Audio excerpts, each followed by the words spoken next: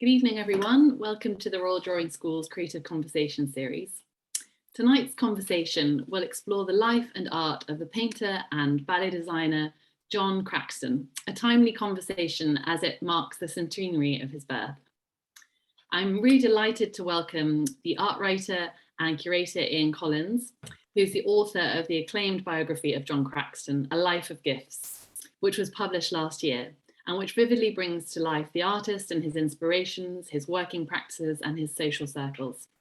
And it's particularly exciting that Ian is speaking to us from the site of the touring exhibition on Craxton, which he's curated at the Municipal Art Gallery in Hania in Crete, a place of great inspiration for Craxton. And his backdrop gives us a glimpse of Craxton's shimmering tapestry landscape with elements of nature, woven with threads of, I think, 500 different colours, which has travelled for the first time outside Edinburgh, where it was created. Ian will be in conversation with Sofka Zinovieff, who's an Athens-based novelist and biographer. Her last novel was titled Putney, or is titled Putney, and she was the judge for the 2022 Runciman Award, which was won by Ian's biography, A Life of Gifts. So warm welcome to you both and to all of our audiences, and a quick reminder to everyone listening that you can leave your comments and your questions in the Q&A box or in the chat box, and Ian and Sofka will address those later at the end of the conversation. So thank you and welcome. Thank you. Hello. Hello, Sofka. Lovely to see you. Hello, Ian. Good to see you. And it's wonderful to be talking about my favourite painter with one of my favourite writers. So thank you for being involved with this. Thank you. That's very nice. Well, I absolutely love your book, as you know. I mean, anybody who hasn't seen it should. It's an object of beauty and, like its subject, colours, wonderful images on every page. So right from the minute when you hold it in your hands, you know it's going to be something very special. So it's a great delight for me. Thank you, Sofka. And I'm just underlining the colour point by sitting in front of the tapestry, which is dazzling us all. I'll explain it later. So I think we're starting with some images from the exhibition, which I thought I would just show everyone to give an idea of what the person we're talking about. And if you were in the White Mountains of Crete in the 1980s, you may have seen this person roaring past you on his motorbike. It was John Craxton, and this is what he looked like in his heyday in Greece. He never drove a car, was unable to, never passed any examinations in any subject except his test to get his motorcycle license. And he just went wild in the mountains and with his sketchbook in his pocket. So next image, please. So, but he began, John's entire life was a journey from darkness into light and monochrome into colour. And during the war in London, he was making images like this one, which this is a kind of a poster image for neo-romantic art, a movement he hated, but he became very connected with it. And he did this when he was 19. And he, no training, he just came out of nowhere. And this was the model for all his pictures during the war, which was of lonely figures in dark, menaced landscapes, symbolizing the war, the lonely figures all being him. Next image, please. But he palled up with Lucian Freud, and when the Craxton house was bombed, he found a place to stay in the country, in Dorset. And he got some enamel oil paint sample tins of the kind that Picasso used. And he went over a dull watercolor of Dorset with these amazing tones, with his idea of what Greece would be like. He had always wanted to live and work in Greece from an incredibly early age. And this was his idea of where he wanted to be. He'd never been there. And this is his idea of his future, really. Next picture, please.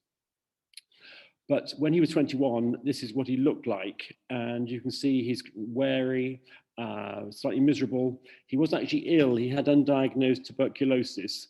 And so he needed this hot, dry climate of the Mediterranean more than he actually knew. So that was a 21st birthday portrait. And when he could finally get to Greece 2 years later, this is what happened to him. Next image, please. You see, complete awakening. This is the cover of the book. It's him arriving in Greece in May 46, a young man of 43 with his whole life before him. And from now on, all his pictures will be based on the light, life, and landscape of Greece, and particularly on the people. Next picture, please. This is the sort of portrait he did. This amazing, amazing image following one of his first visits to Crete. This is an old man in the White Mountains, the backdrop to him on his motorbike that you saw earlier.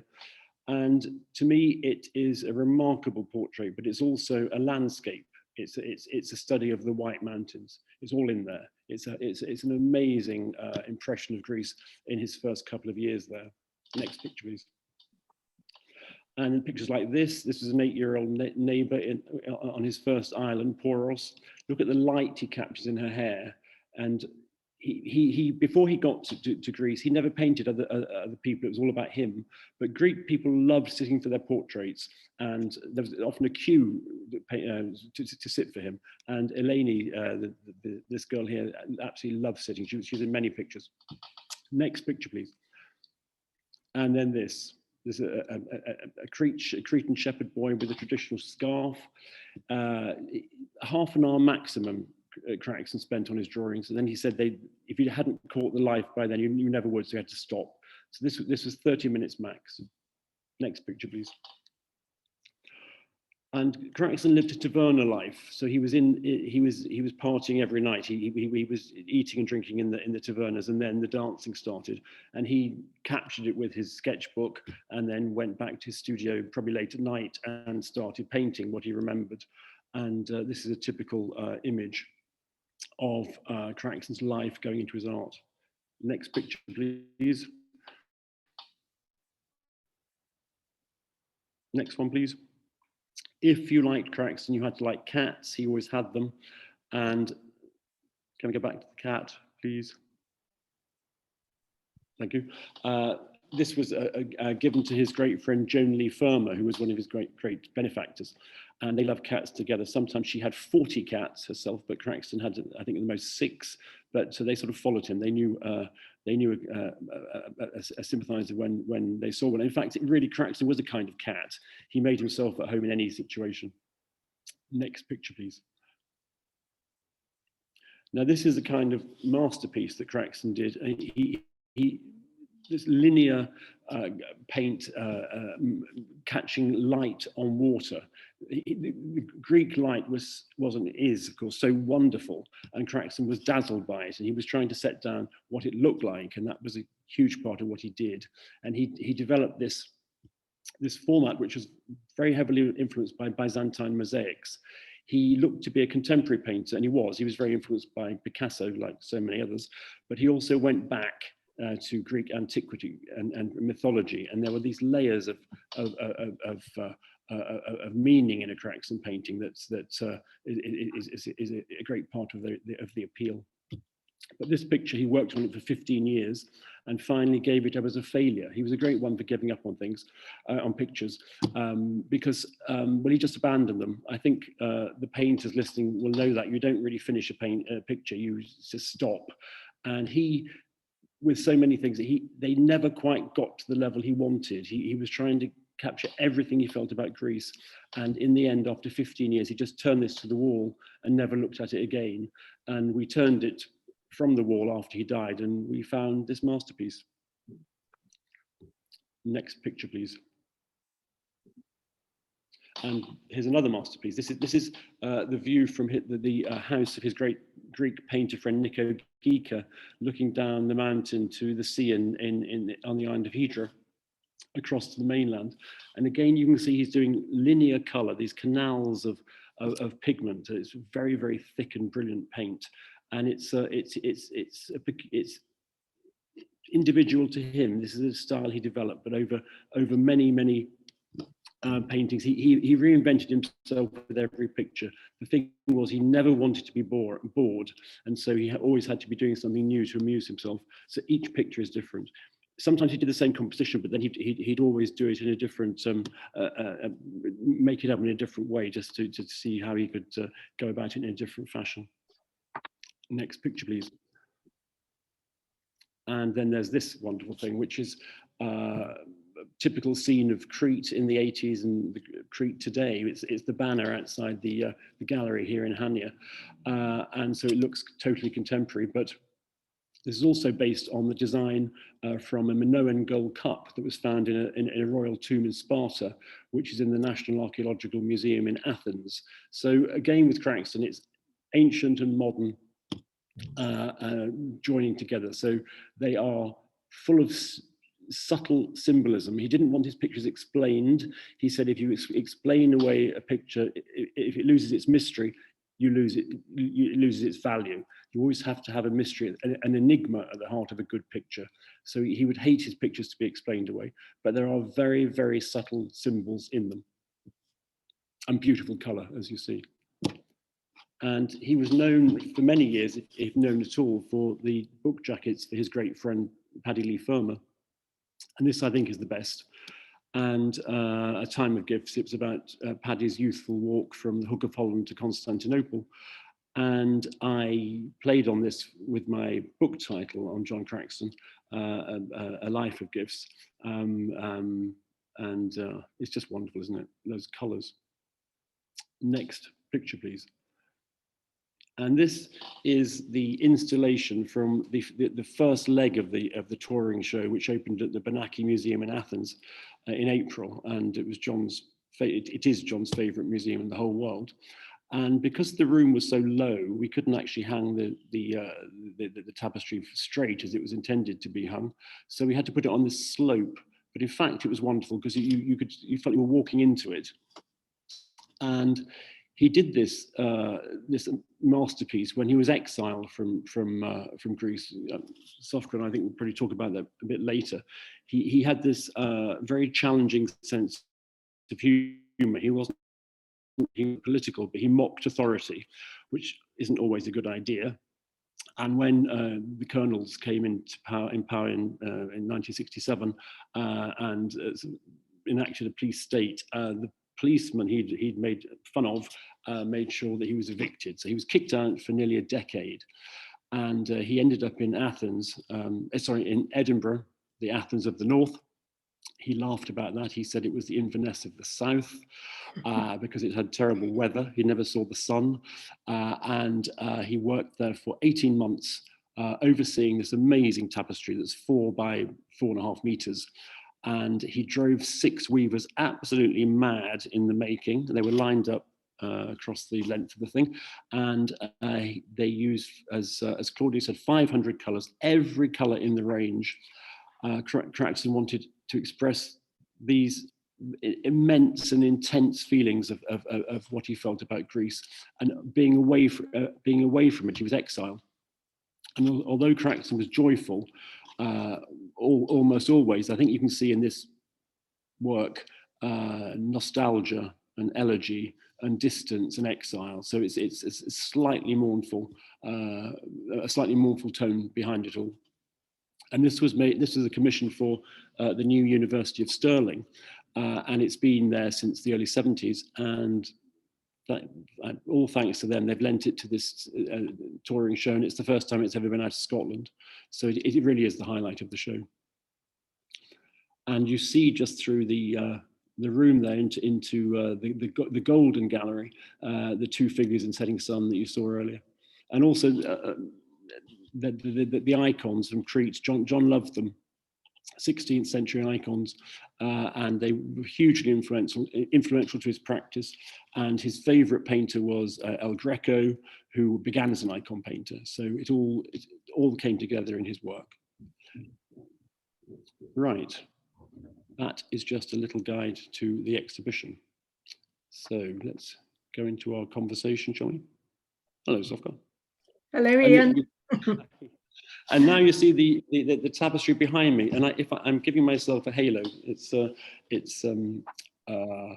well, I don't want to give myself illusions of grandeur or an Apollo moment, but you see how amazing the moon is in the half light and the intensity of the sun. We've lit the sun, so I hope people can see that at home. But I'm going to stand up and just give you a better view. So This is like a relief sculpture. It's the surface is so wonderful. There's so much depth and movement in it, and the whole thing is alive. It's actually almost scintillating, and it's called Four Figures. Sorry, it's called Landscape with the Elements. So the four elements: fire, water, earth, and air. And you see the bird bathing in the waterfall in the moonlight, and you see the rocks and the water, and then this dazzling sun. And John told me that going up the side of the mountain, you can see, and bursting into flame at the top is a goat that's metamorphosed into a tree. He loves metamorphosis, and the metamorphosis is all part of Greek mythology. It's metamorphosed into a tree which is so near the sun that it's burst into flames. So it's partly Icarus, but it's also John Craxton himself, whose jokes had run away with him, and they burnt him, and he had to leave Greece. So it's also about him, but it's all so subtle. It's basically just a great tribute to everything he felt about Greece, and Crete in particular. And it's also a tribute to Cretan traditional weaving, which he loved, and he was friends with the weavers, and so this was his homage to them. So. Ian, what strikes me from you talking about all of these pictures and the tapestry is that some people say you should not judge an artist's work by his or her life. But I think in the case of John Craxton, that's completely unavoidable. Possible not to, because his art was his life, and he basically lived for pleasure and painted it too, and so this joy is he was a total hedonist, and nobody enjoyed life more than John Craxton, and so he was a perfect person to latch onto, because who wouldn't want to be like that too? And you knew him, didn't you? I wondered whether you could say a little. The myth about.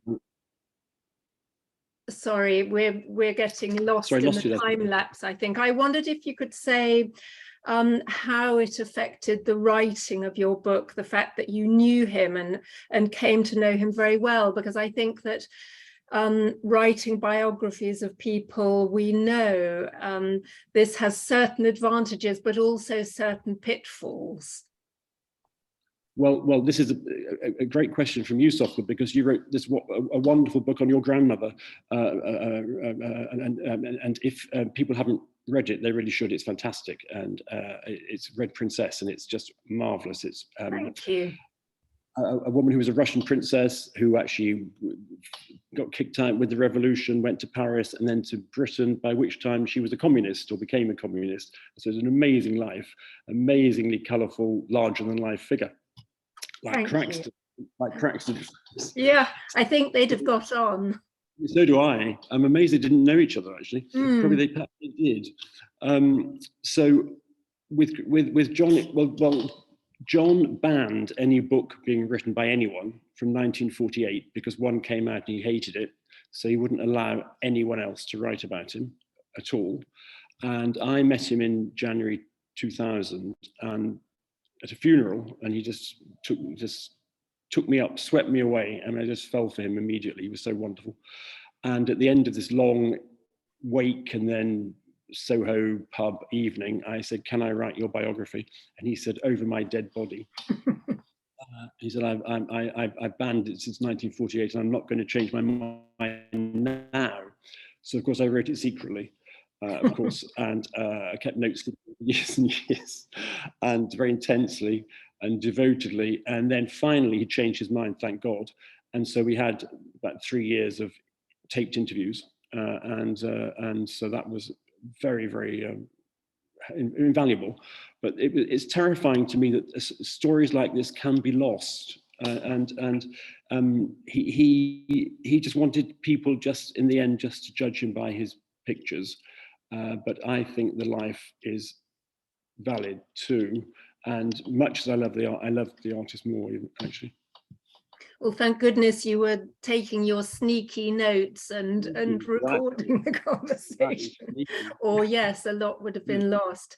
There's so much that we must talk about today. I mean, there's such a lot that you've written of, but I wondered if we could start off just with a little bit about his family background and his young life, his family, because they were a really remarkable collection of people, and Bohemian, not much money, but very happy. I really loved what the novelist Elizabeth Jane Howard said. What did she say? That their happiness was like pollen and rubbed off onto anyone who came into contact with them, which is just so lovely. I called the book A Life of Gifts, as I said, because of the playing to the Paddy Lee Firma cover, also because John was superbly talented, but he was supremely fortunate. And he was particularly fortunate in his parents. They were just fabulous. They were, as you say, they were Bohemians, they were musicians, they had open house for waifs and strays who had talent and no money. They had 6 children of their own, but not enough space for all this mob. So they sent their children away to anyone who'd have them, actually. And often they can't have known where all these kids were. And although there was never a more loving mother than Essie Craxton, today she could perhaps be prosecuted for child neglect. Sorry, not neglect. Yeah, times have changed. There are photographs of the children where they look like photographs that you put in popular newspapers in the 30s, saying, "Would someone find a home for this orphan? This poor kid." And they were just taught to be individual and intrepid, and that's suited John Craxton to a T. He was a nomad from 6. And he had this total freedom, but at the back of it all, the knowledge that he was loved and always had a base that he could return to. And his mother died when he was 55, and she was still paying for him when she could. So, I mean, it never stopped. And by the time he was a late teenager, I mean, you said earlier on he never passed an exam in his life apart from his motorbike license test, but I love your description of him becoming friends with Lucian Freud, both about the same age, rebellious teenage artists, flatmates, brothers in arts, as I think you call it at a certain time. I mean, obviously what happened later between them is completely different, but it would be so nice if you could say a bit about those early times together, which were so special. Well, they met just after they turned 19 at the end of 1941 in the flat of their patron Peter Watson, who was the power behind the Horizon magazine, the funder and the art editor of Horizon magazine, a great supporter of so many people in the 40s, but John and Lucian certainly. And they Can I just say that it was Peter Watson who coined the term craxy, meaning sexy? Is that right? Right. Well, John was very charming. He was very handsome, and he was very sexy too. Yes, he had everything. Yeah. So he and Lucian met when they just turned 19, and they were joined as rebels against every kind of convention in art and life. They just ran wild. They worked as they wished, and they were incredibly inventive in their art. John was the better draftsman, but I think assisted Lucian in that field, and Lucian showed John the power of scrutiny, this amazing concentration he had, and they were very different in some ways, but they were joined together as absolute rebels, and they had a fantastic time. Actually, that picture of John on his 21st birthday looking so miserable is only half the truth, because he had a hangover too from some wild night in Soho the night before, but he definitely wanted to escape. But while he couldn't get away, he had a whale of a time with Lucian. And a lot has been said about the falling out later, and often what's been said has been wrong. It was much later. But what's really interesting, and what I wanted to get in the book, was this dynamic power, this wonderfulness of their friendship. It's riveting how they work together. Completely invent. I think the great thing about a great artist is that they invent themselves anew every day, and they reinvent the world every day. And those two certainly did. They were just so exciting, and it must have been exhilarating to be around them. Also, baffling and bewildering, but just really, really marvelous. That energy they had, and that optimism that comes from energy, and that expression, and they, of course, that they became very noted early on, especially John, towards the end of the war when he was 21, 22. He was a great hope of British art, which was one of the things that was held against him later, because when he went to Greece, he was thought to have gone off in every sense. And so he actually rather fell from view and fell from favour. Well, I mean, as a Brit whose life has been transformed by Greece, that's an aspect of John Craxton that's particularly interesting for me. And I think obviously Greece awoke something in him and in his work. And I think, is it your words, talking about the ecstasy of discovery? And I think in some ways that's not unique. There are many people, many of us, who have had that, but what John Craxton did with that ecstasy is unique. And I think it's really remarkable. I think you talk about, or was it he who talked about, the presence of myth in everyday life, which I think is something that one feels, perhaps especially as an outsider coming to Greece, but I think it's very much a part of day-to-day life in Greece as well. But I'd love to hear your take on that. It's still there, isn't it, Sofka, for sure. But when John came, of course, in 46, it was there even more, because this was before tourism. And people lived so much closer to nature. And although these terrible things had happened just after the war, and he arrived during the Civil War, and it seemed not even to notice it, because he was so intent on his vision, very, very focused on what he was doing.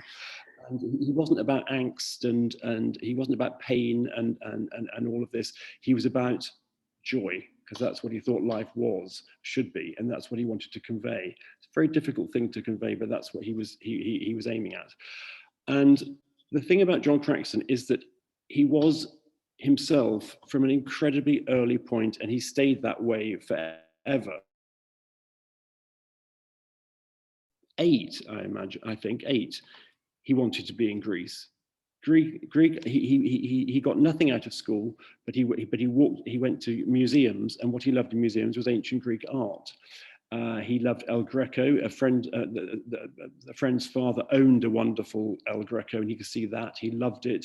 He loved the mythology of Greece, and he also loved the climate. He hated the climate of England. He hated the smallness of England. He wanted to escape to the Mediterranean, and most particularly to Greece. And he finally got there when he was 23, and he never looked back. And his social life in Greece, I mean, he was a very sociable person everywhere, but I think it was particularly interesting and striking here how he would come in with the British ambassador's wife, Lady Norton, but then he would also have a lot of friendships with Greek workers and, of course, sailors and soldiers. But I suppose above all with Paddy Lee Fermor and the people who Paddy introduced him to. So all sorts of writers and artists, and from Lawrence Durrell, if we're talking about outsiders, but also you mentioned Nico Ghica, the painter, George Seferis, the Nobel Prize winning poet, Katsimbalis, the hero of Henry Miller's The Colossus of Marousi. So he kind of had this extraordinary network of connections, but it feels like Paddy and Johnny were this kind of crux, this unit that you have a lovely picture of them dancing on the beach in abandon at one point. Would you say, do you think that for him, Patrick Lee Fermor was his kind of other half in terms of friendship in Greece? I do think so. They were alter egos, and Paddy said at one late point that the books and the covers were so inseparable that sometimes he thought that he'd done the covers and John had done the writing, because it just was they were so entwined, and that they were they were just adventurers. You know, they were hedonists, and they, of course, were fatal because they diverted each other from getting any work done. But that was that in a way that was partly a myth, because John did work. He can't have slept, because he certainly partied. He was. I've never known anyone so sociable as John Craxton. His life was a party. You know, I would go on a bus with him, and he'd just turn around and just talk to everybody on the bus and say, well, how's it going? And people would miss their stop because they were talking to John Craxton, and they'd all have a jolly time, but be late for whatever they were supposed to be doing. But what I wanted to say was that he did have all these fabulous, creative, cosmopolitan friends, but he never depicted them.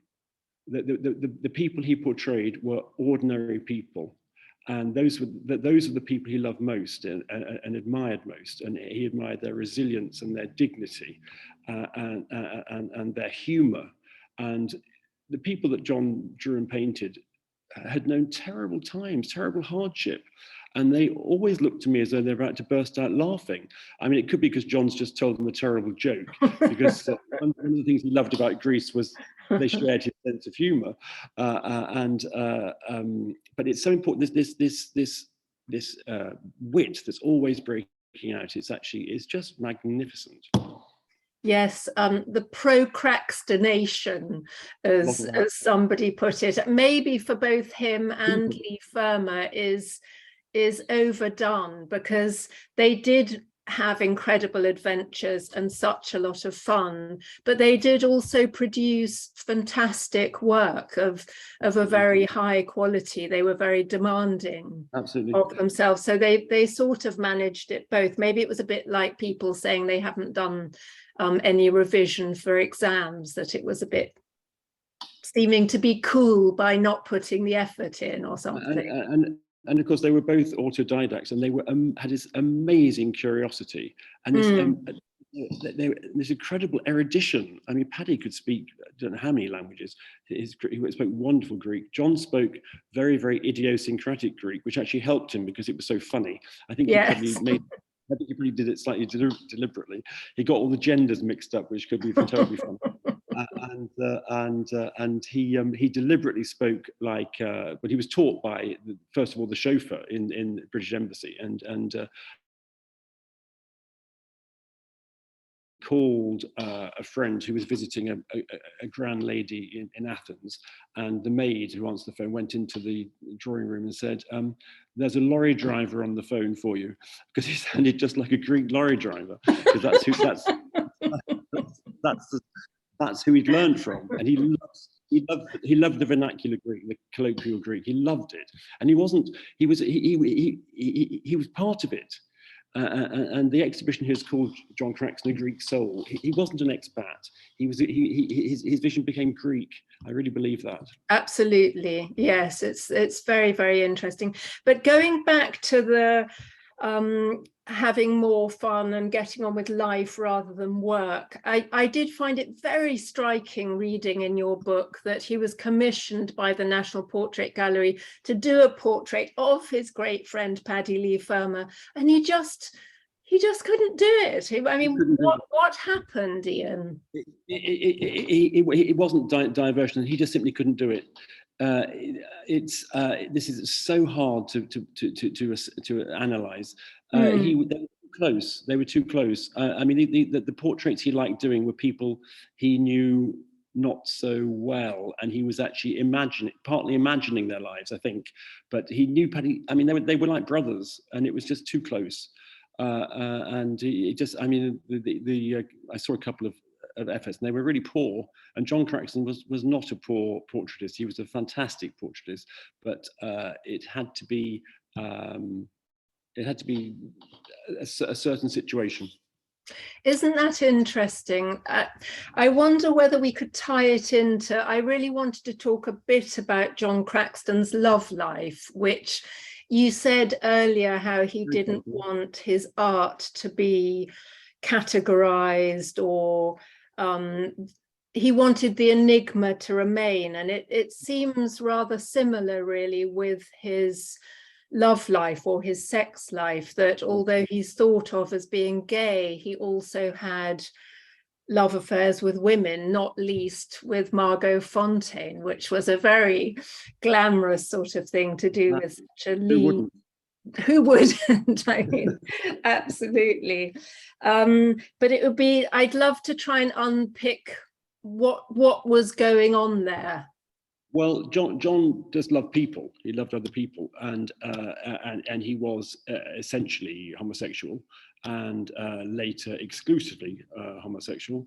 But he loved women, and early on, I think he went to bed with some women friends as an extension of friendship, and I think he almost certainly had an affair with Joan Lee Firmer before she married Paddy. They met during the war, and she was really his best friend. Paddy might have been his alter ego, but she was the most devoted friend. I mean, she supported him until her death. I mean, she was always paying things for him and just looking out for him, looking after him. She was a magnificent person. And as you say, Margot Fonteyn, and there were others. John, I think things weren't so labelled then, and it was more fluid. And well, as things are now, I mean, he would fit in very well with especially the younger generation, but the current zeitgeist of things being much more fluid and less around labels, I think would have suited him perfectly. He believed in the individual, and he believed in fulfillment, and so he had no trace of guilt. He didn't have a Puritan fibre in him. He loved everything to do with life: eat food, sex, colour, everything you can think of. Every good thing he loved, and he did love a sailor, didn't he? There's that very funny letter that you quote from Joan Lee Firmer to her husband Paddy, which I wrote down the quote, which is, "I'm afraid the sailor life is too much for me. Johnny is literally entwined with them at every meal. The only times I see him as he is occupied otherwise." She's staying with him there in Kanya, isn't she, in Crete? I mean, that's just so funny. It's really funny. And the wonderful friend of mine who read the manuscript first of all, my booking manuscript, he wrote on the cover, "Too many sailors?" ? I think that's one of the question mark. What is the right number of sailors? I think it's really marvelous. I think never too many. One of my favourite Craxton pictures is the one of the 3 sailors at the taverna with the meal all spread out on the table. I mean, it's exquisite, isn't it? It's a quintessential Craxton painting. But of course, well, the funniest thing on that is that he was assumed to be a spy for those early decades, and there's rumored to be a file on him, which I haven't actually seen, but it's rumored to exist, that said that he's obviously a spy because he's a cultivated man who spends so much time with sailors that clearly he's interested in naval intelligence. Which I think is rather funny. But I mean, that is an interesting thing. He did manage to get himself into trouble. You spoke earlier about how the tapestry was made during the junta, during the colonel's dictatorship, but that he was thought by people, and still is by some on the island of Poros, to have been involved in some sort of spying. I mean, you don't think this is the case, do you? But he obviously allowed himself to get into that sort of situation. Well, he walked into elephant traps, and he never learned. He simply could not modify his behaviour. He was who he was, and he couldn't resist a joke. Well, jokes can rebound on you if you're not careful. And he liked practical jokes. Well, they're particularly tricky to apply because they can bash you on the head.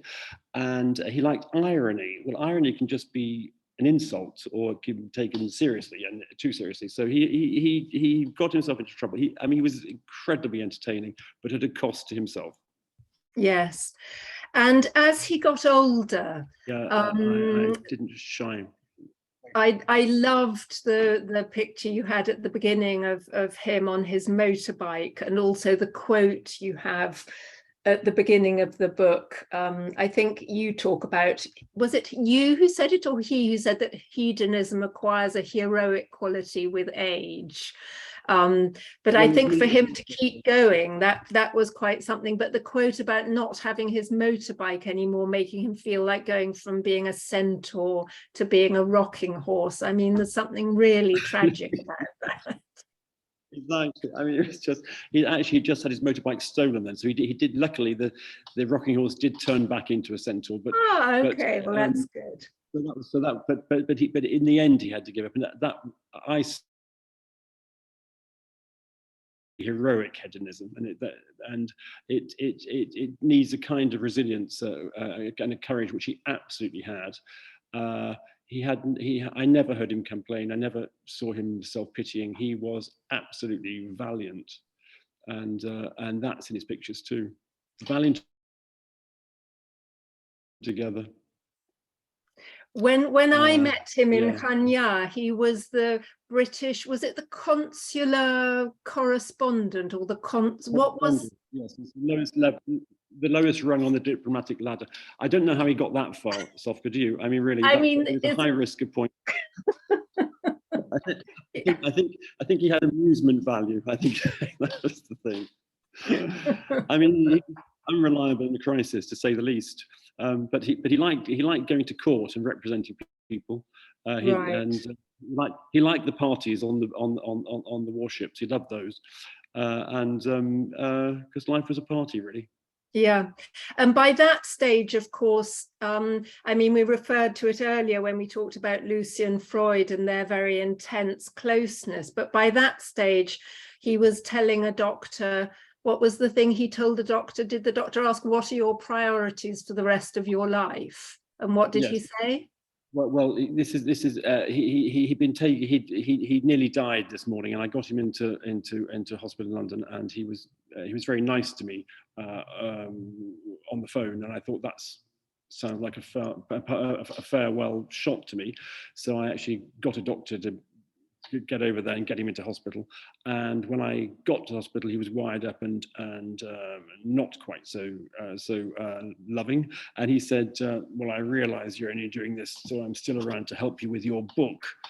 And then the doctor came in, and the doctor, as you said, what are your priorities for the rest of your life? And this doctor, it was a private hospital, was being paid with a painting, so he knew all about art. And John said, it's absolutely essential that I outlive Lucian Freud. And the doctor said, who's Lucian Freud? Well, I'm going to get on with you.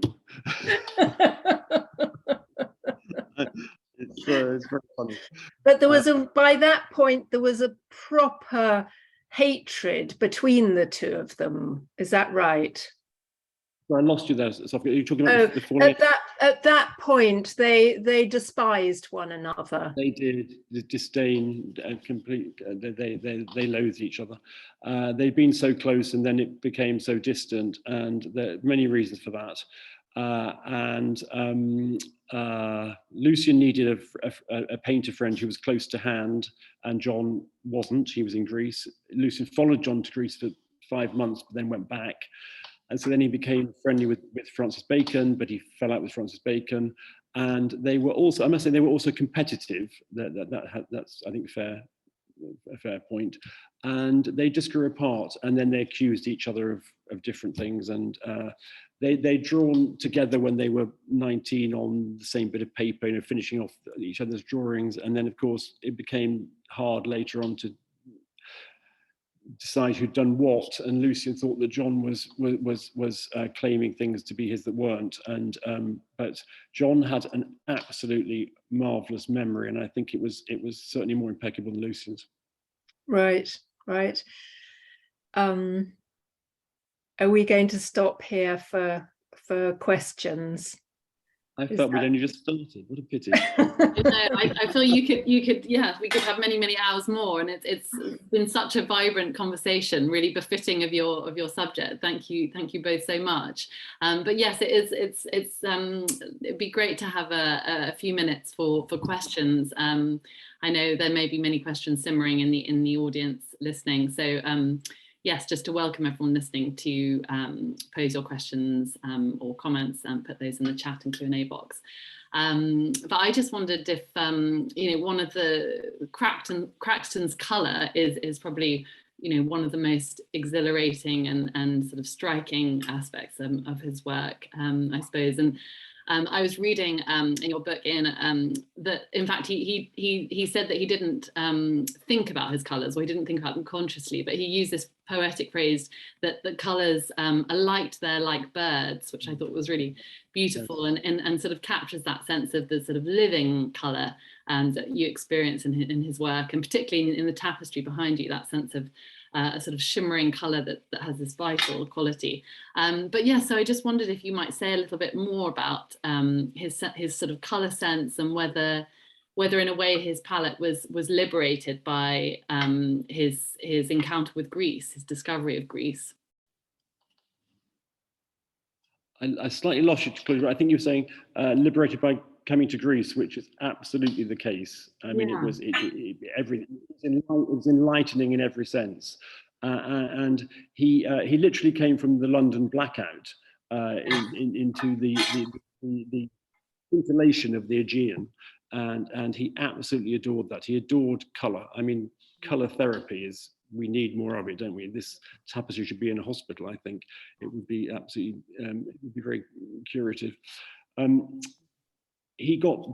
His pictures got bigger, brighter, and bolder as he went on, and I think some of his best pictures actually were the late pictures, as I think will yet be accepted.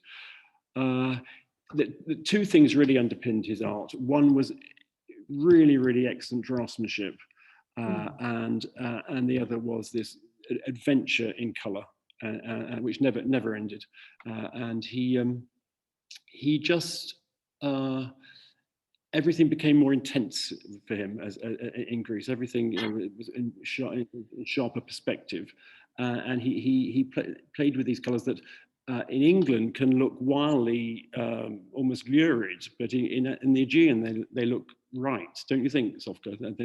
I do. I mean, I wondered whether also you could pick up, Ian, on the way that at certain points, at least, I think his work has been overlooked or underestimated, or thought to be too prettily decorative. What Wyndham Lewis said about it being like a prettily tinted cocktail, but not without much of a kick. I mean, there's a sort of been a kind of snobbery, maybe an English snobbery in particular. There's an English snobbery that art should be about misery. There's also I don't know about that, but there's also a veiled homophobia, because John is, he's way too gay. Is the inference? Certainly, he's way too partying. He's having too much fun, and one of the reviewers for his exhibition at the Whitechapel Gallery in 1967 said that he was a painter who struggled hard against a handicap of happiness. Think about that. Isn't it complete nonsense? First of all, he was giving himself absolutely, utterly, and joyfully to happiness. He wasn't struggling at all. And what is life about, really? Happiness is the goal, surely. Thank you.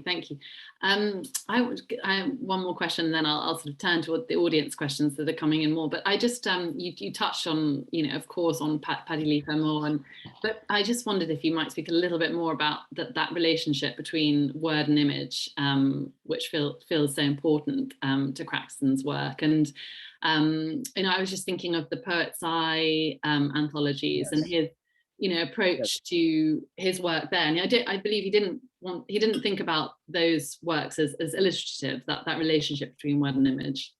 Decoration. Yeah, that's it. He did his own thing.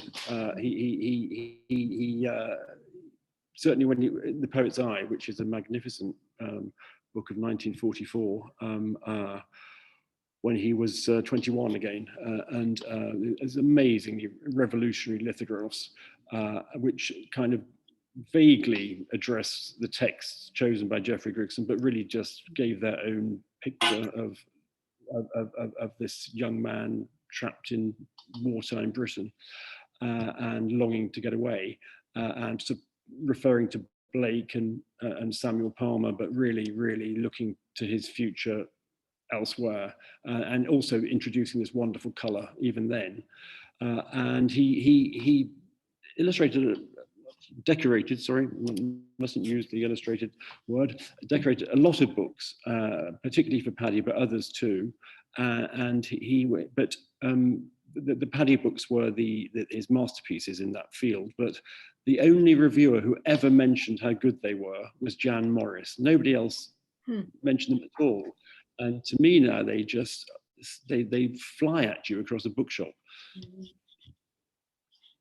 Thank you. Thanks. You touched on there on some of the sort of those influences, the tradition of Palmer and Blake, and there are a few questions coming through from the audience listening about sort of influences and sort of touchstones for Craxton. One question is about whether there's a relationship with the work of the Nabi movement. And another is about whether he might have been influenced by Aboriginal art. So I don't know if you might just touch on those influences that, incredibly disparate, but was he sort of synthesizing these different influences, do you think? Yes, I do. I mean, neither of those two specific cases were mentioned to me, and the book is very much what I knew he did and thought and said and felt. So I hope it's minimally my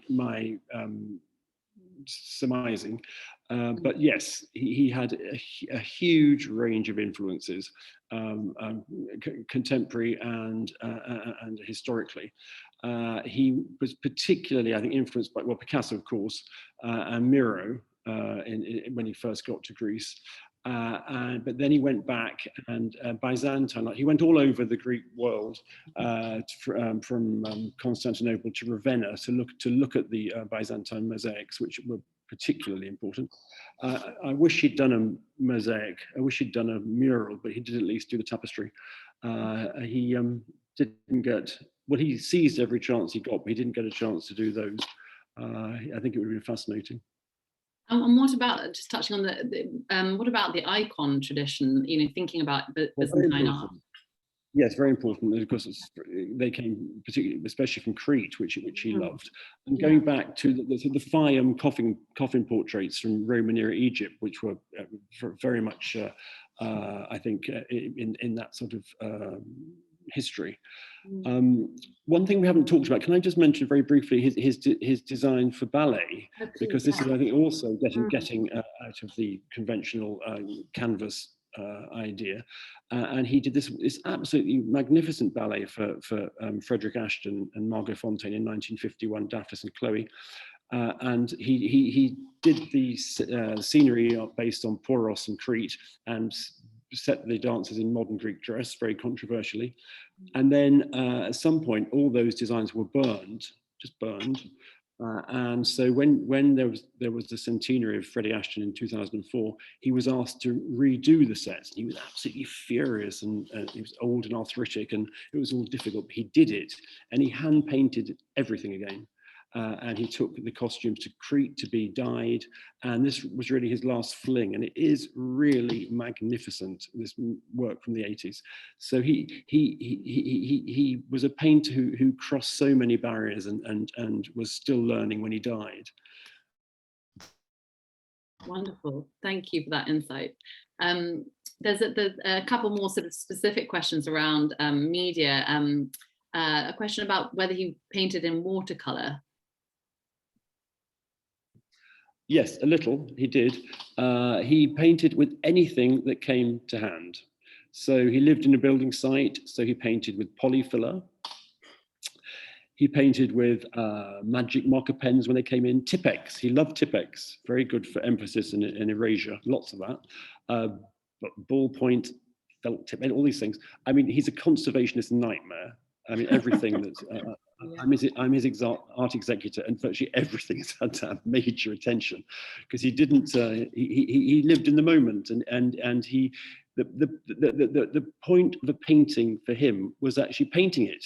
He wasn't actually interested in selling it or seeing it when it was finished, really, although he didn't want to part with it. The point was doing it, making it, and how could he bring this thing to life? And so he just used anything that was to hand. And when we had the show at the British Museum, Charm Lies in Greece, a marvelous conservator looked at each picture, and she just said, "This is incredible how he's put this each picture together. Everyone is completely different. It's as though he's invented his technique and afresh every time." And I'm sure he did that because he just didn't want to be bored. He wanted to explore. He wanted to surprise himself, and he wanted to have fun.